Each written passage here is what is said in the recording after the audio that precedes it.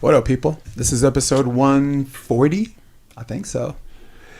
That's Wendy Jones. That's Kyle Friend. Let's start it. Let's get it started. The episode starts right now.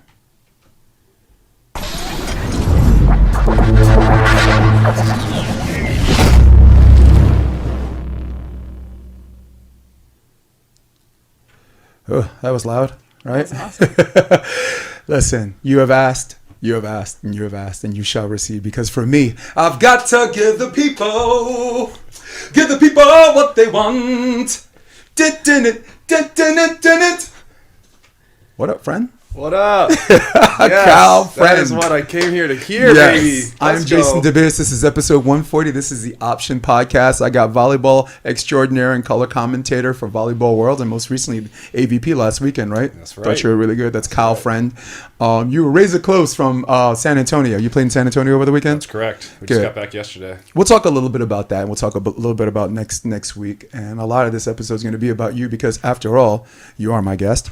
And the moderator for today is Be Better. From Be Better is Wendy Jones. What's up, Wendy Jones? I love this. I'm Wendy excited Jones, about this volleyball format. addict, and one of the last of the Red Hot Power moms. She's got a whole bunch of kids playing D1, and you know, right. Your son at Stanford did a MPSF finals. Luke Turner. Ooh, Yeah. awesome. They made, Don't They let that went from 14-12 record fool you. almost program extinction to I think it's great. two-time UCLA beating the number one team in the Huge. country It's twice. such So good. It's so good for volleyball. I'm so stoked. I'm a huge Stanford fan Right on. because I want them to see them have success, and I want to see the sport continue to grow. yeah, we got that headed the right direction again. So for sure. good stuff. Nice. I'm glad. Yeah, and her daughter's at TCU playing for Hector. So Oh, heck yeah. Yeah, Oh, man. They're sprinkled all over do you in see the what I best mean? Do you program. see what I mean about like power moms, dude? Yeah. Just like Yeah. sprouting them out. Everybody's like, Wendy, marry me. And you're like, That ship has sailed. You're like, 4, yeah. 5, 4 is good. Well, Thanks. look, I got it right. There's an old got saying: if you're not a millionaire by the time you're 40, make sure you're married to one. I got me one. I got me a sugar baby mommy. Kelly Campbell, you're in France. I'm faithful, and I love you. Good answer. Good Attaboy. answer. Yeah. What's in the glass, Jay? What's in the freaking glass, Jay?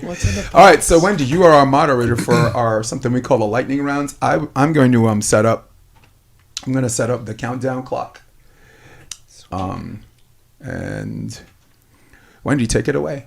Topic 1. All right. I'm excited about this. Jason sent me over these questions yesterday. And here we go. So we'll bear with you, but Yeah. don't get undressed. Just, Topic 1. Over the years, the AVP had their tournament tour qualifiers one day before the main draw. Last season, they had 2-day qualifiers, which typically fell on Wednesday or Thursday, with the main draw being Friday to Sunday. In Atlantic City last year, they even had a 1-day double elimination qualifier. I remember that. that was fucking was great. awesome. That was so cool, Kyle. This year, the qualifier spots were attained by high finishes in regional tournaments like last weekend in San Antonio. Do you like the new format, or did you like the previous one? Kyle, go first. Yeah, I think it's great that AVP is trying to figure out a way to make the sport better. And currently, initially, I think it was new, and it was, we're going to have these extra events, and they're going to be qualifiers. I like it better. I think I've done 2 events now, and I can say that I enjoy the format better because I think it provides more opportunities for guys to break through, or girls to break through in some of these events. As you see Noah Dyer, Chase Frischman get into New Orleans. You know, Noah, a guy just up and coming, young, doesn't have a ton of points, gets to play with Chase, who's got a lot of points, bring him in, have a couple good events, boom. Noah Dyer now a main draw in the main draw. And then I think, what this provides is opportunities for players to not go to Austin or wherever and lose a second match and be done. You go to these events, qualifiers, it's tough, it's cutthroat, single elim in the old format. And so you go there, you fly to Austin, you walk away with a sprinkle of points, no money, 2 matches max, maybe 3 if you get to that final draw. Here you get in a weekend event, a tournament with points, quality reps. I just think overall it is better. I think overall it just provides more tournaments. And yes, there's more traveling, right? But if you make it to the main draw, then you're getting a bit of a stipend from AVP to begin with. So Yep. you got to go to these qualifier events. You get to play an event. You get to play a tournament. You walk away with points, and they value the points more. Yeah. So Kyle says it's better. Jason, what do you think? Well, Kyle Friend. I have another show. I had another show called Sports Debate Tuesday, right? And sometimes I think we're supposed to be a debate, but instead of being a debate, this is more like 8 Mile, where like Eminem said everything that he was about to say with him. So this is just a big cosign, and my reasons are very, very much the same. One of the reasons is, like you said, a financial investment, and a lot of people think having to travel twice is a financial investment, but it's not a financial investment if you don't qualify. You're just there. You go home and and if you want to go and opt and be a spectator or whatever in this and that, or just grab a camera and have the AVP give you media credentials like the McKibben brothers, then do that, okay? But I'm gonna add a caveat to that, and I call it 2 words, hyphenated: well rested, right? You get out there, you maybe you take down a top 5 or like someone that was expected to be in the draw, and then you got another round, and then it's night, and it could be a venue like New Orleans that's humid. It could be like Atlantic City was hot as balls, right? And what's your reward? No rest. Probably only slept 3 hours because you're nostalgically happy. Yeah. You got to play Crab and Sander Yeah. or Try and Trevor, and I'm like, geez, that's Go what, in and that's get what pounded the on. fucking winner Yeah. gets. Come on, Yeah. man. Congrats. So Yep. so co-sign with you. I love the idea, and for everybody else who I mean, I'm not trying to gaslight anyone who disagrees with me. It isn't about this. But anyone who has a problem with this format needs to think about what they want to do with their career. Sure. Yeah. I think that's They a need to great think point. about what they want to do with their career. So we got agreement. I'm going to do like Dana White. Like, do you want to be a fucking fighter? Like, you watch the UFC sometimes? I do. Well, they were in the red for a long time, and they took a chance. They did this reality show called The Ultimate Fighter, and then this guy's like, oh, I miss my family. I just want to go home. And this guy's like, I don't think I want to fight anymore. And this whole show hangs in the balance of whether they fold. And Dana White just panicked, and he's like, do you want to be a fucking fighter? And yeah, my camera's right there. Do you want to be a fucking volleyball player? Yes or no? Is this what you want to be? You have to accept everything that comes with it. All right. Is it a rich person sport? Yeah, kind of. Right. I mean, you know, you're not gonna, right. I mean, nobody's it seems buying like your plane a lot of the ticket. people who have a lot of sustainability but not a lot of success are the ones who have financial backing. But it's called taking a chance. When you start your own company, you're taking a chance. When you're investing in a partnership with someone, you're taking a chance. And I went way over my minute, which is why I didn't. All right, I gotta Dude, get I better didn't at have this like moderator thing. No, I gotta but, get tough. No, but the cool thing is I didn't have like 10 topic questions. If I Yeah. had 10, then Yeah.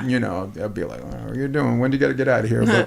But and me and Kyle, we stay as long as we want. I mean, because we're still rolling. You got some good stuff here, so that And you guys, again, feel free to add anything on. This is an experimental format, and what better than a friend, Kyle Friend, to do this, right? Yep. I mean, did that shape your personality? How about that? Is that a question? Is that a question for later? Did that shape your personality? Because Jason, my last name Debilius, sure as hell shaped mine. Yeah, I think so.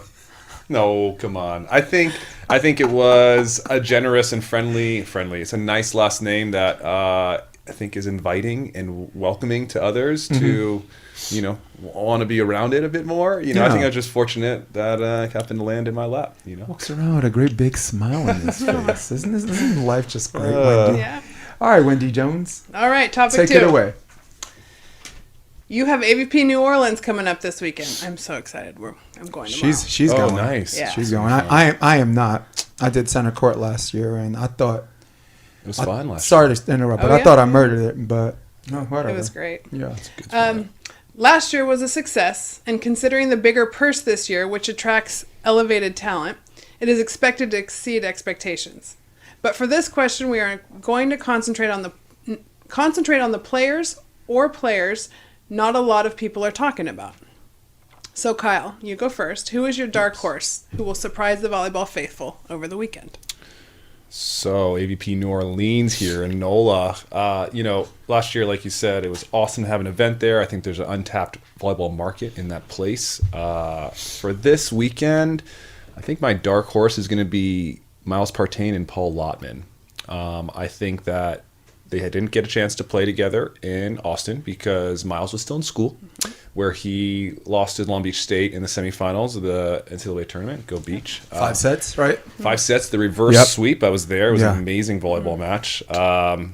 But I think that Partain and Lotman do things really well together, and they have a unique dynamic with the jump set option, and Lotman being a left side outside hitter, and Partain's option is the best in the game on the USA Tour, in my opinion. I think you can ask a lot of athletes. Is there anyone better, right? I don't think so. No. I don't think there's anyone better who can swing and score option wise, and then still set the ball consistently and right where he wants it. And there's a reason he was sophomore MPSF Player of the Year. So my dark horse, Partain Lotman for New Orleans. That's a very, very good dark horse, and we're optimistic, if not hopeful, that they pick up where they left off in Chicago, where they took and what I would affectionately refer to as a surprising 5th place. Right? Yeah. We knew Partain could ball. We knew Lotman could ball. Actually, everyone that plays with Lotman has success. I remember him and Ospina beating Taylor Crabb, but let me start my clock because I got to give me my answer. Here's our 1 minute countdown. And I really, really like your answer, but I think I'm going to go with the home team on it. So when I say home team, I don't mean Kristen Nuss and Taryn Clough, because at this point it's not a surprise anymore, except for the people who live here, who were just watching them in the finals for the first time on YouTube in that finals, beating the brakes off of the Canadians, right? The comment section just blew up. Everyone was like, who are these girls? And I'm like, man, I thought you knew. And I'm only keeping this copacetic New Orleans because my answer is New Orleans related. I got to go with Tony Rodriguez, and I got to go with Savvy Simo. I think Tony Rodriguez showed a magnificent performance in Australia. I think she took a 3rd there. Savvy's kind of this all-purpose person, and they did a little bit of divide and conquer, but they are emotionally stable, which holds on by a thread. So I knew it was a matter of time before they came back together, and they had this sisterhood and this investment with each other. And you start caring about each other. You start playing harder. When you start playing harder, you start winning some of these games if your skill set is there. And my brother, the skill set is there. Okay, make mine home team. Tony Rodriguez, LSU. I like it. With a woman with a story to tell. She was on my podcast. I think she was on yours. I bummed First him. guest. I bummed her from yours, First right? guest. Sick. Yeah. Did I? Yeah. I'm a bum. Hey, no, She's we're cool. I'm sharing. like, It's all she good. has a good guest, and I'm like, can you go on my show? And he's like, stop fucking asking these people to come on your show after they just came on mine. Give me some Happy to traction, share. boy. No, but my someone else to keep an eye on is Kaylee York, also LSU. She's playing with Gerhard, and she qualified for the main draw, and wouldn't be surprised to see her win one winner's bracket and one contenders before she hits the exit sign. Yeah. But I like your pick. I like Lotman. Sure. I like I'm a little biased, right? I played with Lotman in college. I played with Lotman a few events last year. Yeah. Well, to go with your bias, there's a good pick. Right. Well, that too, right? 100%. It's just like really good volleyball players. So I know they're going to play well. But I love Savvy and Tony, who I've spent some more time with over these last couple of months, and I got to see them play in San Antonio on the World Tour. They've been doing some good stuff, and you see there's a little bit of a relationship happening on the court that they want to work for each other, and I think that's rare, and I think that generates points, and over time that will get you more, and that Savvy will work harder to get that ball up because Tony is pushing her, and they both can hit the shit out of the ball, and they're so skilled. Tony touched everything. In one of the matches I was watching in there, She's a savage, dude. she touches everything on the block, and then if she does get a chance, you better put your hard hat on because it's coming in hot at your face when she goes to swing. Both her and Sav. Yeah. Well, the whole emotional investment thing is as experienced as Savvy Simo is more than Tony. That's something she learned from Tony. That is a New Orleans virtue. Evan Corey has that, and their partners are emotionally invested, right?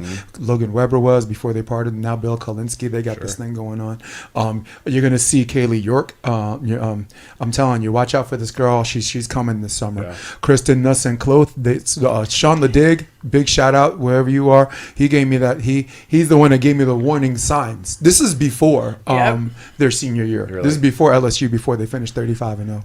This is before they won every regional tournament, only losing to the Brazilians, the match which they avenged at Wapaka. Yeah. Right. That's why he's got the hat that says Louisiana versus all NOLA y'all. versus all y'all. Right? Yeah. That's a fucking cool hat, dude. NOLA versus all They y'all. are coming in strong this weekend. Talk about making a statement in their first event of Austin, because like you said, against the Canadians, they just took it to them. Yeah. They took it to them. They looked exquisite. They looked refined. They looked focused, and it was like, nothing's going to stand in our way. Right. Well, no one was surprised that they won, but very few people. And you know what? I'll say it after the fact because I've been saying it before the fact.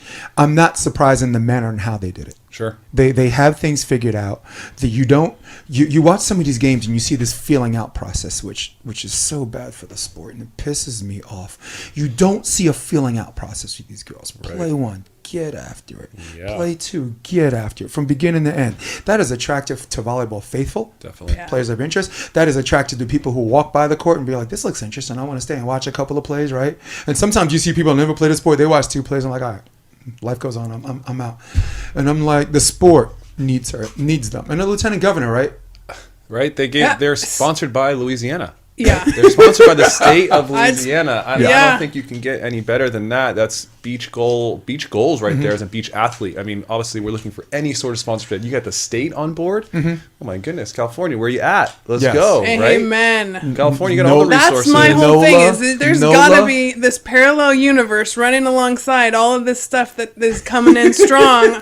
Don't get me going on what comes in Right. on your news. Like, let's go to these sports stories because of the people that you guys all just threw down. That is a ton of super good humans But you that know- are working yes, but you know- hard you know for what's- the sport. You They know are what gets rid of my amazing. haterade? You know what No. gets rid of my little Debbie Downerisms? What is it? Kristen Nuss and Taryn Cloth. Yeah. Yeah. We can go an extra hour because I have 50 stories to tell about them. All of them are inspiring. And if you just told one and threw out the rest of them, that one story is still enough, right? Yeah. Atlanta, right? Oh, you got to qualify for the draw. Qualify, one. Australia, they went there with no points. Got the last spot in the qualifier. Qualified, one. Right? Chicago coming through the hurricane, get up there to that when Yes. Ida came through and they're like, we got to get to Chicago and going back All through of the these- storm, get their stuff. LSU, like, 35 and yeah, 0. I mean, so many. after that won 6 straight regional tournaments, and people weren't seeing the warning signs. When they beat Stockman and Kolinsky, in Florida or something like that, I was like, and 2-0, I was like, Sean's right. Sean's right. Unfortunately, I didn't get to call their match last year because there was a forfeit. The Brazilians. Oh, that's right. It was cramped up. cramping. that Yeah. Louisiana heat. It was hot. There was Yeah. a lot of matches in the day. It was tough. It was a tough event for Yeah. sure. But those girls, man, it's great for the sport. I'm excited to continue to watch Yes. them play because it's a treat. I mean, Kristen Nuss back there is a magician. Oh my God. She's a wizard, Dude, just- man. Don't yeah. let her touch the ball. Did you see- Transition is ridiculous. For the people that are watching at home, watch YouTube and look at the comment section. It's just lit up. Oh my God, this girl said, oh my God, this, oh my God, that. And my piece of advice to them, because they watch me as much as I watch them, don't move to California. You got a good coach. My rule is if you have a good coach and if you have a good facility and you have good backing, make the trip out here 6 times a year. Yeah. Save money, hotel up. And if iron sharpens iron, don't be out here where your fucking blade gets dulled because you're better than everybody else. And for sure, don't stay out here long enough where they start picking up your damn secrets, right? Because they're not going to share. They sure as hell ain't going to share theirs, all right? Stay where you are, Yeah. just like guitar. Right. All right, topic 3. Wendy from the command center. Go. Here we go. Last week, Jason and his guest, Mark Fornicari, talked about the favorite venue. And in pursuit of finding one that they like more than the other, they felt like they were leaving some out. So this week, let's do 3. Starting with you, Jason. What are your top 3 AVP venues? You know, I got to tell you that it's one of those things where, like, if I was unprepared to say it, let's start this clock because at some point I have to shut up. I did this unrehearsed and I had some concerns because even with my favorite 3, you always feel like you're leaving one out. But with that being said, here we go in no particular order. Let's go to AVP New York City. I love the venue. I love the diverse population that are interested in seeing it. The Russians in Brighton Beach, the Dominicans in Washington Heights, the Koreans in Flushing, the Chinese in Chinatown, the Psychic Blood Brothers from Harlem. And the West Indians from Flatbush who all play on their national teams. Almost Palomino, Dominican national team. I like Manhattan Beach, not because it's this granddaddy, not because it's this mecca, but because it's deep sand conditions. And at the end of the day, the better team wins, and because they want their name etched in that thing, in that boardwalk. And Trevor and Reed Pretty showed me that. They're like, dude, anybody can get it. Anything. That was Trevor's first AVP, right? That ended the Never Trevor thing. So with that being said, my third one, I like New Orleans. All I like right, New right on Orleans. cue. It's this small. It was a small purse money. And if you want to measure tournaments by prize money, then you're severely missing the point on this one. It's very, very grounded. It's like inviting. There's a restaurant next to the court. The night lights and when it's a humid day and the night lights come, you don't have to bundle up. You know, here it's like desert weather. Sure. You have to wear a hoodie. No, the players aren't worried about that, but when we're watching, no, but at nighttime, it is hot as it's still hot. So you ain't got to worry about. No. So those are my top three. Kyle, the floor is yours. Those are good top three, and I have some overlaps here with you, Jason. But I'll start with one that isn't part of your three, and that's Seattle. Seattle for me. My first experience there was stunning. It was bald eagles flying over the court. My mind was blown. We were on the Lake Sammamish and these giant green trees and the water and the hills. I think the way that was set up and the environment around it was just majestic. It felt like you were out in the wilderness there, and that just was like such an amazing feeling. So love Seattle. It would be cool if they got that back. I mean, Lake Sammamish, maybe it's kind of compact there. Maybe not the most going on in that area. I think it's a challenge. That's why maybe it's not gone back there. Manhattan Beach Open. Yeah, like you said, it is the granddaddy. There's extra passion and purpose behind that event because of that getting your name on the pier. And like you said, it is deep sand, and that requires more skill. You know, these jumper sands, you can't just go out there and rely on jump high, hit hard, you get more angles. Out here, it doesn't work like that. You can't just go out there and rip it. So Manhattan Beach, and then New York. New York is maybe my favorite venue. It was one of my first times qualifying in New York. I got off my first top 10 finish there. I have family in New York, so that one is holds a special place in my heart. Yeah. Yeah, I remember Sandcast. I said I'm going to miss New York, and someone from Sandcast messaged "Good riddance," and I know it's Travis Merriweather because he has this contempt for New York City. So when I saw it, I got mad, and I was going to just post it on social media and be like, "Hey, New York, here's what they think about you." But I was like, "No, it's just Travis." Yeah. And Travis, in his writing and his articles, has made no bones about how he I think it goes beyond volleyball. I think maybe broadcast journalism or something or whatever. That man does not like New York. So Travis, I'm not gonna light you up. I promise. Not on social media. You're too nice. If I can't do it to the D-bags, I can't do it to the nice guys. All right, that's not how this works. All right. There we go. I like it. Yeah. Besides, I'm with my friend. Hey. Wendy, Command Center. Let's take it home, girl. Let's do it. It looks like this next topic is for Kyle, who, the man with the gift of gab, as Jason says, but might be shy about talking about himself. Kyle, what was your favorite moment in the qualifier, draw, or other outdoor event? So, initially that comes to my head is going back on New York. It was my first top 10 finish, or one of them in there, and we beat Tim Baumgren, Eric Zahn, and just getting into that event, we beat Jeff Samuels, which was a huge win, and just me and Myles just trying to earn points, and then having so many family members out there with me for that event. It was truly a special one. So I'll give you two. So that one was up there in New York, and then this other one was in AVP Huntington Beach. This one play to qualify for AVP Huntington Beach in 2019 with Duncan Buttinger.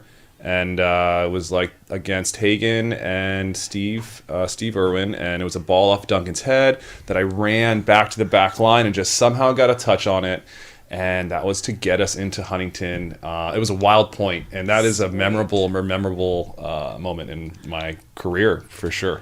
All right, you got that? Hold on, let this horn honk. All right, so before I do mine, I actually have it here. I'm going to put it in on the edit but for the audience watching. I found this. This is amazing. Ready? Here's the player, because I want Wendy to see this and appreciate this, okay? Yeah. Yep. So, watch this. It's the block. Watch this. He just kind of... Oh, that's sick. That's not just sick. I've never seen a play like that. Yeah, there it is. And there's Hagen. There's Hagen. Hagen was angry after that. That could have been Vandermeer for all we know, right? God, the fire. They could start a trend like wear T-shirts. No, I'm not. That's Right. just I'm not like- Doc Vandermeer. Don't ask me. And the other one should wear a shirt. No, I'm not Hagen Yeah. Smith. Don't ask me. Oh man, but that play, yeah, like you said, and that clip on my on my camera that I have has Jason's voice on it, saying like, "Oh my God," screaming after because I'm filming that, and I mean, I just so much emotion, and it was just a battle. And I remember Duncan's first words were like, "I don't have to go to work tomorrow," He was so fired Beach up. volleyball. The beach volleyball Yeah. life, because Duncan's a 9 to 5 kind of guy, and we always were training 6 a.m., 6:30 a.m. so he Yeah. could go to work. And so you know how it is, beach volleyball. You put a lot in, and you get a little bit out here and there, but it's mostly a grind, and it's a lot. You put a lot in, and so little wins like that. There's no better feeling than qualifying. That's something that's changed here with this new format. Is that exaltation, that unique point of winning and knowing you're qualifying is kind of different. Now you're in the semifinals and you're still playing, which is awesome. You're still in this event, but that feeling is hard to That's replicate. Yeah, right there. It's hard to replicate. All right. Hey, my turn. So as far as favorite players are concerned, Yeah. it's not even close. I mean, I caught that at the tail end. I was coaching Jeff and Dave Palm at the time. We got eliminated by Merrick and Clemens. Mm-hmm. And I was like, let me check out Friend, see what he's up to. And then that play happened. And he's right. You could hear on everyone that was taping that game, you could hear my big old New York voice. Okay. So that's my favorite moment. My favorite match actually was usually you like these close calls and these exciting close call matches. And that wasn't my favorite one. My favorite one was you beating Ospina and Paul Lotman at Manhattan Beach. Just this dominating performance. I think the last game was 21-12. And they had a lot of steam because they upset Taylor Crabb and Jay Gibb and Austin, like a 16 versus 1. So that was one of those things where I'm like, okay, if Kyle wins this is kind of like, as far as a psyche thing, maybe for you, not for you, but for you as a team, just, okay, move forward. I'm as good as everybody else. Who's as good as everybody else? And life goes on, if that was one of your things. But lastly, and the horn's going to honk on this, but I have to thank my friend, Kyle Friend, for losing in the second round in Hermosa Beach with Duncan Budinger to Will Rothman and Cervantes, right? Because if they win that game, they're definitely going to beat the team I was coaching, which is Jake Arudia and Earl Schultz. But because Cervantes won and because Evan Corey Villela beat them, we were a stylistic nightmare for Corey and Villela, and we beat Corey and Villela 2-0 for Earl Schultz to qualify for his first main draw. Nice. My second as a coach. That's awesome. That's okay. good. No, it's a good memory, and I will never forget that match against Will and Cervantes because it was head scratching. Tell me now that I got you here, fuck that. What happened? man, it was our first match of the tournament for us. That was their second because they had won before us. But I remember Duncan and I playing really good volleyball, and I think we had gotten to this point halfway through that season that we put expectations on ourselves going into that event. Hey, we're the 1 seed. I think we were the 1 seed going into that qualifier, and it was like, hey, we're supposed to win. We're supposed to do well, and we've getting better and better every event. And then we went in there and just struggled. We struggled to side out. Cervantes touching everything. Rotman not having played against him. There's a little bit of an unknown. And he just came in hitting high and hard, a few swings over Duncan. And I was just like, the shit? Stanford All-American What right is there. this? This guy hitting over Duncan 6'7", 6'8" with a big boy. And I was like... That's why you don't mess with these relative and unknowns. that's why he made the VNL roster for USA as well. Yeah. So he's my son's roommate. Yeah, okay, so Wendy knows all about him, all about it. Sweet kid. But yeah, that loss was one of the biggest hurts, the ones that I sat on the most. And it's funny, I think it's because I built up that event too much in my head instead of just going out there and playing my volleyball. And it was like, okay, Duncan, I'm with Duncan. We're number one. We're supposed to win these events. We're supposed to win this qualifier. And that's what happens. You set yourself up for failure. Yeah. For sure. My birthday literally came a day early. Aww. That was the 25th. My birthday's the 26th. And they earned the right to get their heads chopped off by the McKibbins on court 1 because nah, I'm not going to say it. Wendy from the Command Center. Let's do it. Topic 5, looking a little bit like the other question we asked, so I'm going to amend this a little bit. Rather than which qualifier draw team do you think will make the biggest dent this weekend, which I think we kind of covered. We did, yeah. It's the same question. But there are some interesting new partnerships coming into this tournament, and I'm kind of curious to know who's, which new partnership you're most excited to watch. Okay, that's a good question. Let's see here. San Antonio, new partnerships. Well, definitely one of the new partnerships is Chase Frischman, Noah Dyer that I just touched on a little bit ago. Young Noah Dyer coming with the legend. Oh yeah, that's another one of they're Luke's. playing together. Yeah. Yeah. So nice. they went to the finals in San Antonio. They lost to Andy Benish and Tim Brewster, who they played amazing volleyball. Tim Brewster sided out like a champ and dug everything all weekend So long. proud of him. I mean, Andy wasn't getting served that much until late in that finals where he was cramping a little bit and Chase and Noah were serving him a bit balls. But Tim put in a ton of work and he earned that W and he earned it. And he doesn't get a bid, which is a bummer, but it is what it is. He gets points, he gets money, it's awesome. Noah Dyer, Chase Frischman, one of those teams, new partnership. Skylar Del Sol, Andrew Dentler is a partnership that just got together for San Antonio. I think Dentler, he's on terms of blockers, he's got all the most points of the available blockers out of the main draw. Okay. And he's put in work. He's timing, his vision on the block is very, very good. And Skylar's a stud. So I'm kind of curious to see if Skylar's gameplay can kind of elevate Dentler and get a couple wins in the main draw. Good ones. Good ones. Cool. My turn. How about you, Jay? Well, you got a lot of good teams. You got Megan Crafts teaming up with. I was just looking at the board just to make sure my little confirmation. Emily Stockman's playing with Emily Megan Craft, and I think that'll probably be a good team. I think Emily Day. I don't know if she's even in this tournament. Yes, she is. She's playing with Haley Howard, and she's been kind of the hitman for her the last 2 years. Fun. And that's gonna when be you get a good Emily team. Day, that's always going to be a whatever. But on a smaller scale and on a more biased scale, I want to go with Dave Palm and Rafa Rodriguez. All right, they are, I will say, a relatively new team because they played together previously in Florida or something like that. But I think the more they get to know each other, they're both. Rafa's kind of a hothead, but Rafu, the more he starts coaching, the more he realizes big waves crash. So he's hot when he needs to be, and he cools down. Dave Palm is the male hitman for hire, right? He just does whatever you want. He's easy to get along with as a partner. I had the pleasure of coaching him at Huntington Beach with Jeff, and that's the team I'm looking out for. And of course, there's a little bit of bias goes into that. I mean, I won't be objective about that. Rafu's a friend. Yeah. You know, I knew Rafu before I moved out here, so to California. All right. I love Rafu. I think it's great. And watching him and Dave play this weekend, Rafu does get hot. And it was funny. He'd get hot after points he scored. He'd score this great little jumbo, and then after the play, he threw his glasses and snapped the lenses. And I'm like, Rafu, you just got the point. You had a great dig. And he was obviously mad about something else, but it was interesting to see that the passion is there for him and the wisdom, and his wrist is deadly. It's one of the best on tour. So yeah. It really is. And that serve to space, when he's hot on that serve to space, something me and John Mayer. outside. I mean, I like the term, and I never used it until I worked with John Mayer at LMU. But serve to space just draws a picture of like jump serves and like gaps, and I remember him in San Francisco. Like, if you didn't have one move, or if you didn't like step in on that one move, not only angle your platform, but freaking face your angle. That thing was shooting straight up. It was going behind you. It was absolutely sick. Gave Ed Ratledge like his first crown, right? Is that what it was? I think maybe it was Ed's second. Ed's second. I think it was his second, but yes, that was in 18? I think that was 2018. That was the last one. They're the reigning defending champs in San Francisco. Oh. Exactly. Nice. So I like that, and I like Wendy. Thanks for reshaping that question, because it really felt like in the format I was asking the same question twice. So I've been watching these new partnerships crop up this week, and I'm definitely, you and I were talking about it yesterday. I'm super excited to watch Brandy and Zana. I think that's going to be tons of fun, because she is one of my favorite blockers and one of my favorite defenders to watch. And I'm so excited to watch the old guys battle.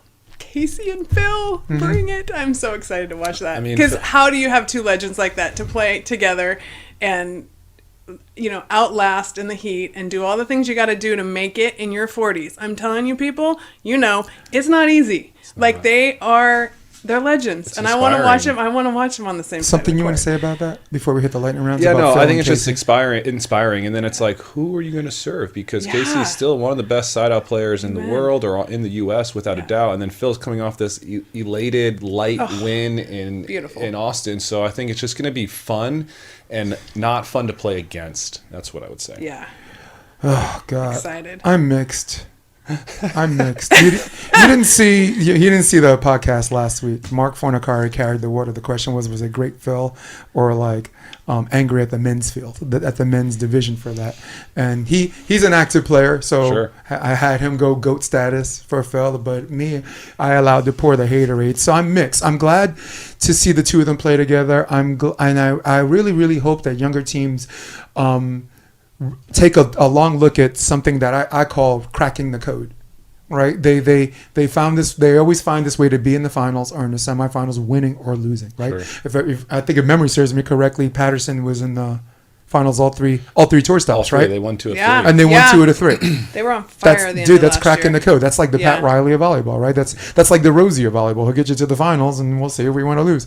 So there's part of me that's enjoying watching them play and knowing that the old guys still got it, and general nutrition's a real thing, and it makes, and we as human beings are becoming immune to old age, right? Because of that, bro Yeah. science and science. Yeah. But I really, really wish someone would push them off the cliff. It would be good for the sport if there's someone that has enough hair on their ass because right now they're on the cliff. And there's not going to be this. Yeah. I very much like Tom Brady. There's not going to be this gradual decline from Phil. I think he's just going to have to fall off. I think people were shocked that he even played Austin. Yeah. Right? Yeah, and won. And won. That's a thing. Shame on the men's field for that. It kind of, right? It's Yes. like, hey, you can let this old dog come out here and whoop you Yeah. guys up a little bit, huh? Have a little bit more Legend. pride. Yeah. Legend. But you know who brought me back? Mark Fornicari, because I asked him, would Phil from 2008 let Phil from 2022 get away with that? And Mark said yes. Mark said because his game wasn't based on this high, using his leg strength for his vertical jump. It wasn't like all of the moves he make doesn't require and never required. Energy efficiency, with energy efficiency being the key, and his volleyball IQ being significantly better in 2022 than 2008. Yeah, I think I'm gonna call that a wash. I gotta go. Mark set me straight on that one because that was very, very logical. Because we're talking about that player. But Casey himself said, Casey Jennings asked Casey Patterson, would the old Casey let the new Casey get away with this? He said hell no. He said hell no. So I'm just telling truth that's disguised as haterade. I want them to keep winning. I want them to keep winning because I get to say shame on you guys. What the hell have y'all been doing all winter, man? Right? Yeah. Give me that gladiators in the arena speech if you want to, but at the end of the day, I'm a Bill Parcells guy. You are what your record says you are. I like it because it inspires athletes, at least for me, to know that there's more to learn and that this beach game is not just physical strength. It's a mental game. And That's so right. Wendy loves you for that. I Look love at you her for that. face. Look at that face. and that's like a big part of the reason huge. it's huge. It's what, every day. I'm 33. I'm on the older end of a lot of the younger athletes coming up, in my opinion. 33, yeah. And so seeing these guys who are 40 years old, it tells me, man, I still have more to learn up here because they're not jumping higher than they did 10 years ago, but they're playing the game more efficiently. They're playing volleyball smart, and that is how you can win beach volleyball at a high level, is how can you out-chess your opponent. IQ is just huge. And so it's like, hey, they've refined it. They're getting it. They're in the matrix. They're playing the matrix with the volleyball that they're playing. Where's my camera? Do you hear that? Do you hear what this man is saying right now? Did you hear that? Okay, because I'll tell you who got that figured out, the women, right? Right now, all of those girls who are in playing NCAA volleyball right now or graduating into volleyball, there's this new wave of girls that are just taking over. We're talking about Nelson Cloth. How about Tina Gradina? How about Megan? How about Kraft? How about Rice from LMU? How about Tony Rodriguez? How about Gerhard, who was on the pair 5 for Christ's sakes and is now in the main draw? The girls figured it out because, like you just said, I can take you as an example, right? I can take Myles Muagututia as an example. And I said this a million times, but it bears repeating. Yeah. And then we'll move on to the lightning rounds. Are there people that jump higher than Myles Muagututia? The answer is yes. Are there people that hit harder than Myles Muagututia? Yes. Are there people who are more physical than Myles Muagututia? That's an emphatic yes, right? Yep. But there he is.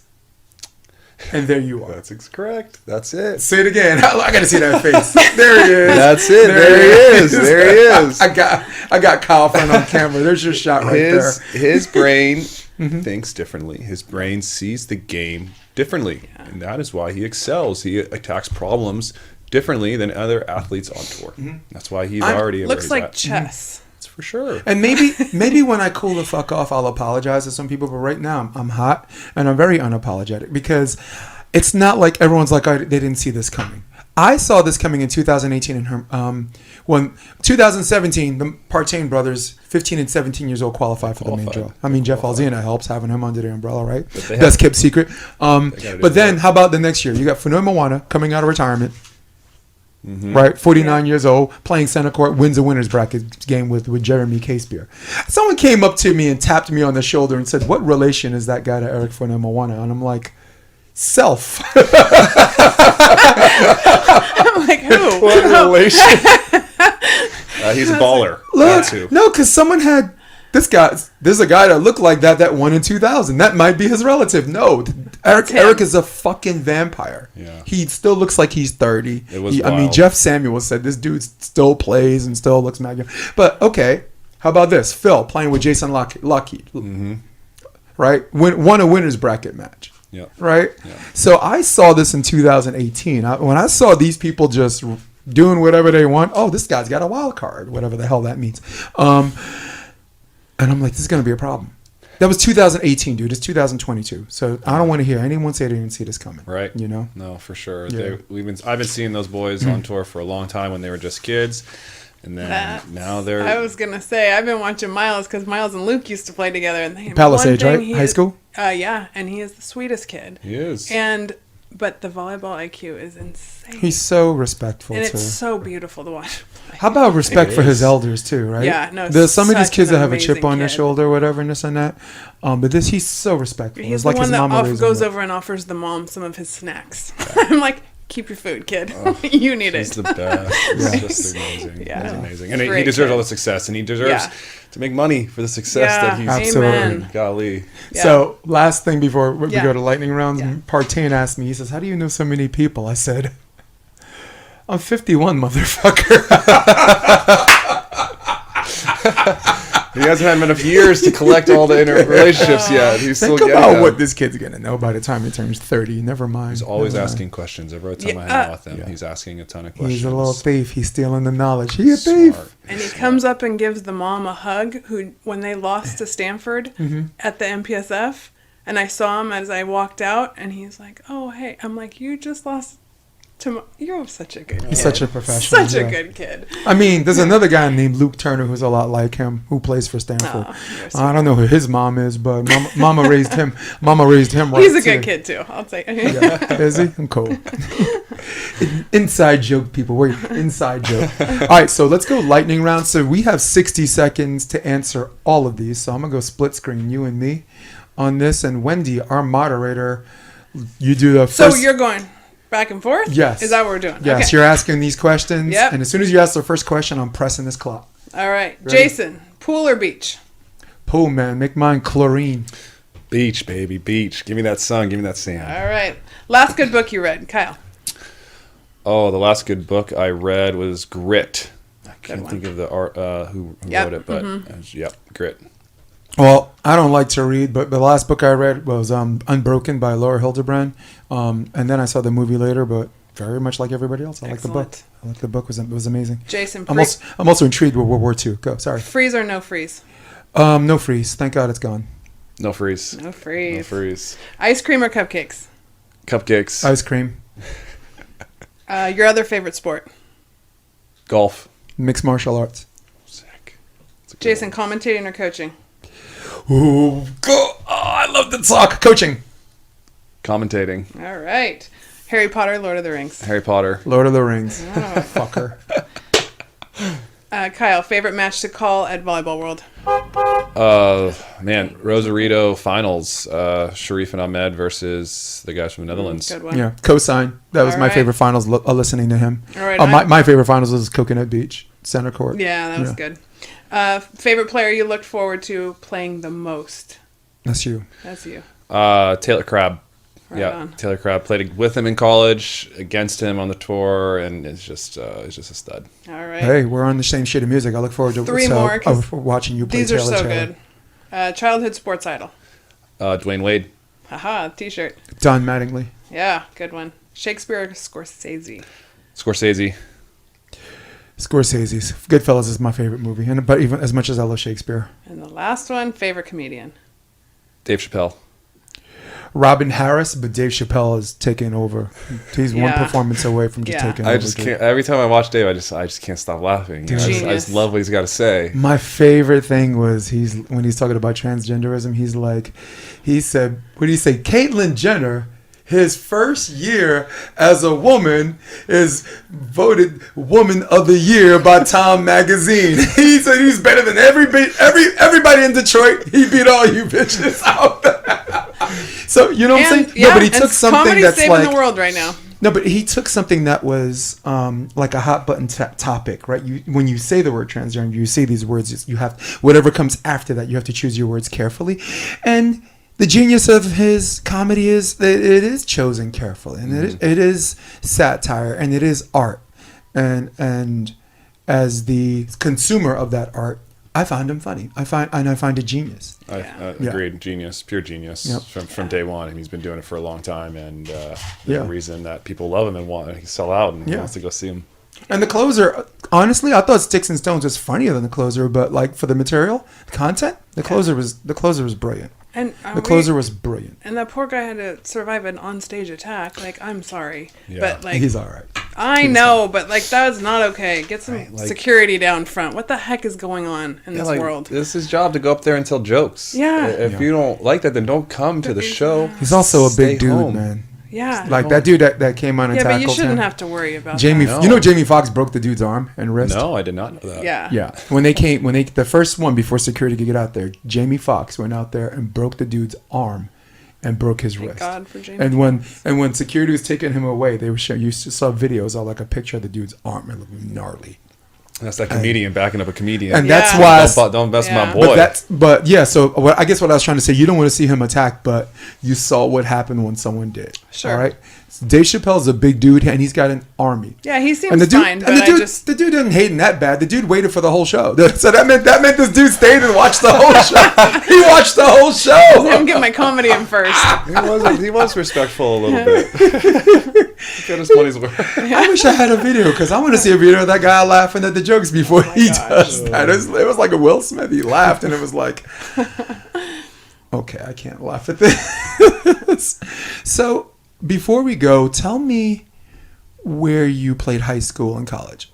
So I played high school volleyball at Spanish River Okay. in Boca Raton, Florida. Nice. We were state champions back to back, 2006, 2007, which in Florida felt like a big deal. You know, it was like, small peanuts compared to California. But being from Florida, we didn't have a JV team. When I was younger, it was just had varsity. Men's volleyball, boys volleyball wasn't that popular in South Florida. Which surprises me. Isn't that crazy? Yeah, it does. Women's volleyball in Florida, as you know, is like the second Huge. biggest, if not the biggest, market for juniors out there in the nation. But for boys, when I was younger, I was playing. My first year of club volleyball was 16s. I was playing as a 15-year-old because it was 45 minutes south to do that, or 2.5 hours north to Orlando. Those are my options. Cool. So Spanish River, Florida, then Long Beach State from 2008 to 2011, or 4 years there. Yeah. That was a good team. We were a great team. My freshman year, we made the Final Four. We had Paul Lottman, Dustin Watton, Dean Bittner, a couple other big players, and it was an amazing year. I got to play a bunch because I could pass the volleyball. When I was younger, I played with a lot of girls. My sister was older; she was 2 years older than me. I learned how to pass the ball playing with girls. And then when I got to college, I wasn't the biggest. I was not the strongest. I couldn't hit the ball the hardest. I had ball control. I could pass, and I could play defense. Right. And that is what gave me playing time on the court with these seniors, and Lottman, who was player of the year. And we took third. We lost to Pepperdine in the semifinals. That's what I was asking. Yeah, we took third. Pepperdine lost to Ohio Penn State. State. Penn State. Oh, Penn State. Matt Anderson, Max Holt, that squad. That was 2008. 2008. Yeah, that's right. Because that was one of Penn State's two titles or 3 titles. So Long Beach State, and then after Long Beach State, I spent 5 years playing in Europe. I was playing some indoor professional over there. Nice. Germany, Sweden, Switzerland. Germany's nice. Germany's beautiful. Switzerland was Look at my that plaque favorite. behind you. I played there. yeah. It's an honor and privilege to have you on the show, and I just thought you should know that caveat if it doesn't get said before the show's over. I appreciate it. Dude. Here's my next question. Was there a particular tournament? And I ask all my guests this question, so it feels like podcast malpractice for me not to ask it. Is there a particular tournament or a match where you left the match or tournament saying that this is probably what I'm going to do for a living? This is who I am. This is. Was it a gradual buildup, or was there one thing that that confirmed what you knew all along?